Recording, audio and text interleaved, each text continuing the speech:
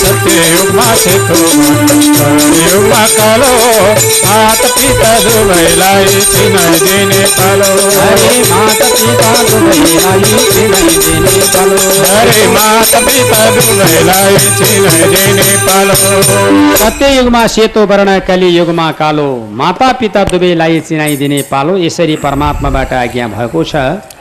राजा ऋषेश्वर सौनकादि अब तपाईँ के सुन्न चाहनुहुन्छ भन्दा आज उनै कृष्ण नै तपाईँका सुपुत्र होइ बक्सन्छ। अब फेरि उस्ता छोरा पाउनेवाला बहादुर तपाईँ फेरि नरको बास हुनु पर्ला र वसुदेव तपाईँका छोरा नै साक्षात् नारायण भय ईश्वर हो।